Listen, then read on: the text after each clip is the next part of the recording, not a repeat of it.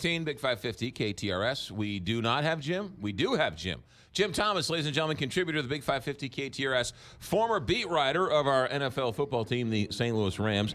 He should have gotten combat pay for watching every single game in their entirety here in St. Louis. Good morning, Jim Thomas. 432 games, McGraw, but who's counting? And 6 victories. All right. Yeah, that's where you're right around there. Yeah, okay. All right, so explain to us the maturation of this. 15 months after they leave, this isn't some crazy kook fan who's mad because he lost his season tickets. These are governmental entities. So what's going on here?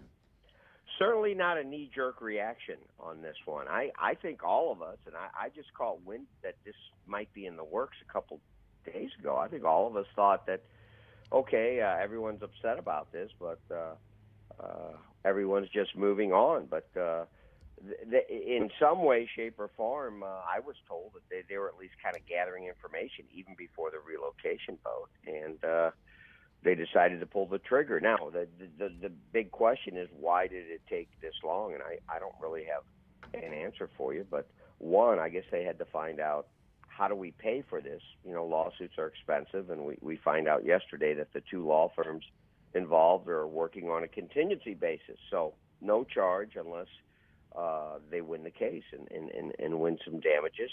A part of me thinks maybe they wanted to wait and see, let's see how San Diego and Oakland play out and how the league acts and treats those 2 cities. And there's a certain amount of, I guess you'd call it political will involved. I mean, you just don't jump into a suit. I mean, this is we know how the NFL plays. They have a lot of very good attorneys. They make it a battle of attrition where they will try to drag things out. They'll try to mount up your legal fees and test how badly do you want to do this. So you've got all of that factored in. Plus, as we all know, how hard it is to get the city and the county to agree on anything. You had to have the parties agree to do this, the political entities, and not just the city and the county, but because of the regional convention and stadium sports complex authority. Excuse me. That's also a state entity, so you had to get them involved. So took a little bit of work, I guess, to get all that lined up, and here we are. There are some lawyers who will go on a fool's errand, but when you talk about Dowd Bennett, probably one of the most prestigious law firms, not just in the region, but in the country, taking this on, do they think they have a chance to actually get something out of this? You know, I don't think a city or a region has ever won one of these suits after losing a team, but there was no relocation has been like this. I mean, we had the league. If this were symphony, the league was the conductor. The league was supervising this. The league was active in organizing it. Remember, we had focus groups in St. Louis in the spring. Then in the fall, we had the town hall meeting at Peabody. The Peacock and Blitz got constant, I guess you'd call it, encouragement from the league. Hey, keep going. You're doing good. We need your best offer. No relocations were ever like that before. Let's go back.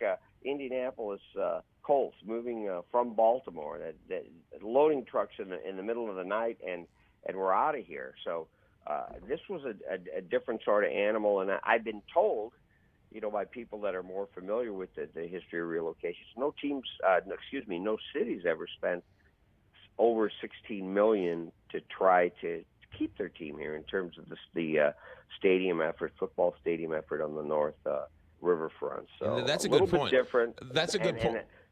Just one last thing I want to say about that. Also, as we printed today in the Post-Dispatch or that's online, there's a lot of what you might call misrepresentations from the parties involved, Demoff, Kroenke, even Goodell to a degree. I don't think we've ever seen that before either.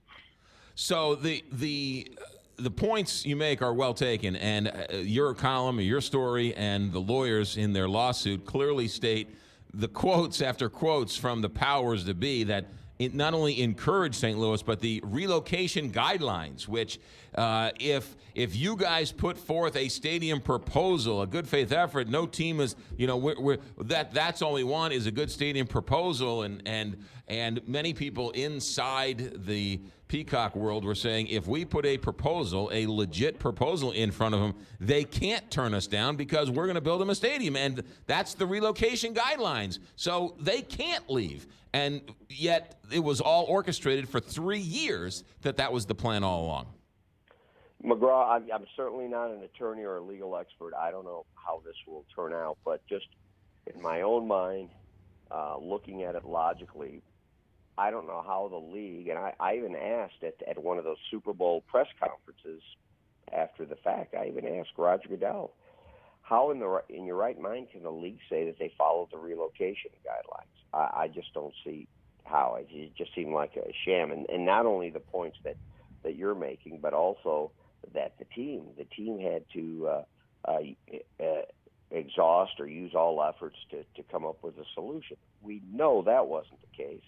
I mean, Stan Kroenke never met with Mayor Slay, just one example. So we know that. And more damaging, I think, than even all of the misrepresentations, whatever you want to call them, some would just call them lies, from the parties, is what happened afterwards. An LA Times reporter flew back with Stan Kroenke and Kevin Demoff the night of the relocation, after the relocation vote, and that's when Stan Kroenke and Kevin Demoff said that they had come up on this Inglewood site in 2013, the summer of 2013, and how excited they were at the time for that. We found our football site. It's an ideal site, Kroenke said. That kind of flies in the face of all the stuff they were telling St. Louis. Jim Thomas with us, contributor here at KTRS, the Sports Guys, and then, of course, beat writer for the St. Louis Post-Dispatch.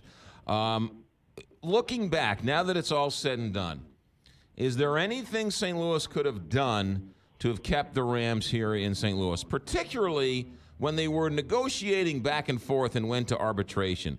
If St. Louis would have said, we will retrofit the dome for $700 million and take your plan, as bad as it was for whatever reason, if the city would have agreed to that, would the Rams still be in St. Louis today?